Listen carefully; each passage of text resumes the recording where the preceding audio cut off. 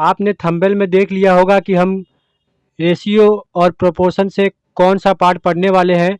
ये बहुत ही इम्पोर्टेंट है ये पार्ट, इससे बार बार प्रश्न पूछे जाते हैं।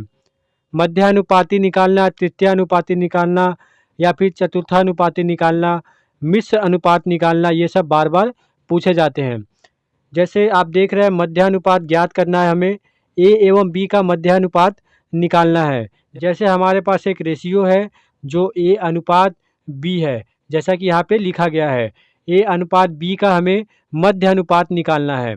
तो इसका एक रूल होता है ए गुना बी, जो भी रेशियो आपके पास दिया हो, जैसे मान लेते ए अनुपात बी दिया है तो ए गुना बी करेंगे, इन दोनों रेशियो को गुना करेंगे और उस पर रूट होगा। ये जो आएगा यहाँ से a b, root over a b जो है वो हमारा इसका आंसर होगा।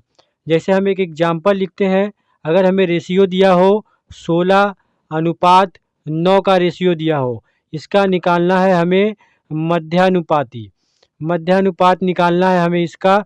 तो हम कैसे निकालेंगे, 16 गुना 9 करेंगे और इसके ऊपर रूट होगा। 16 का रूट कितना होता है 4 और 9 का रूट होता है 3, तो यहाँ से 12 जो है वो हमारा मध्यानुपात निकल के आएगा इस रेशियो का। इस तरह के प्रश्न पूछे जाते हैं। अगर हमें तृतीयानुपाती निकालने के लिए कहा जाए तो मान लेते हैं ए तथा बी, ए और बी एक रेशियो है जिसका हमें तृतीयानुपाती निकालना है।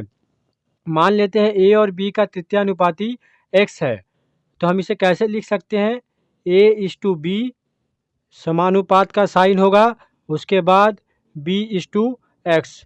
हम इसे ऐसे लिख सकते हैं। मान ले अगर a तथा b जो रेशियो है उसका तृतीयानुपाती x है, तो इसे हम ऐसे लिख सकते हैं।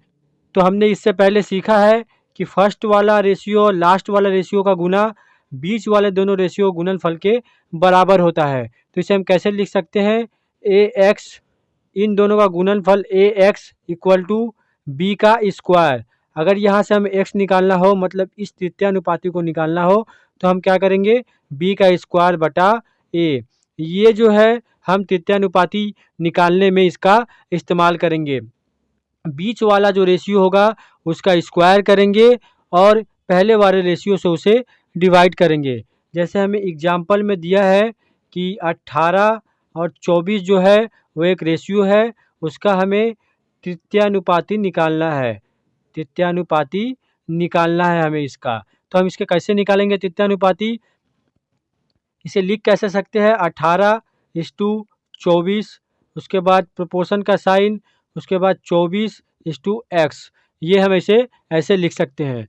इन दोनों का गुणनफल इन दोनों का गुणनफल के बराबर होता है, तो 18x इक्वल टू 24 गुना 24। तो इसे हम कैसे लिख सकते हैं, 24 गुना 24 बटा 18।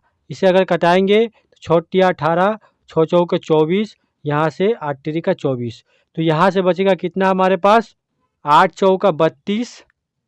ये जो 32 है ये हमारा तृतीयानुपाती होगा। इस तरह का अगर रेशियो दिए हो, दो रेशियो, अगर हमें तृतीयानुपाती निकालना हो तो हम बीच वाले संख्या का गुणनफल करेंगे और पहले वाले संख्या से डिवाइड कर देंगे, तो ये हमें मिलेगा तृतीयानुपाती।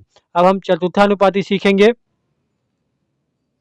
बेसिक से सीखेंगे। माना ए बी सी हमें 3 राशि दी गई है जिसका चतुर्थ अनुपाती x है। मान लेते हैं उसका चतुर्थ अनुपाती x है, इसे हम कैसे लिखेंगे, a/b, यहाँ पे होगा प्रोपोर्शन का साइन, उसके बाद क्या होगा c/x। हम इसे ऐसे लिख सकते हैं, ये चतुर्थ अनुपात है। तृतीय अनुपात में हम b को रिपीट कर रहे थे, पर यहाँ 3 राशि दिया गया है तो इसको हम ऐसे लिख सकते हैं।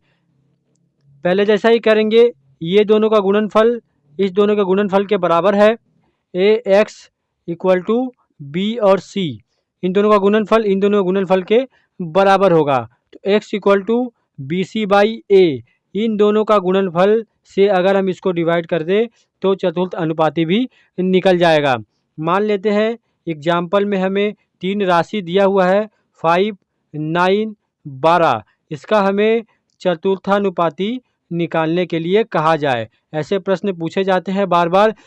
हमें अगर इसका चतुर्थानुपाती निकालने के लिए कहा जाए तो हम क्या करेंगे, इसे हम कैसे लिख सकते हैं, 5:9, उसके बाद समानुपात 12:x।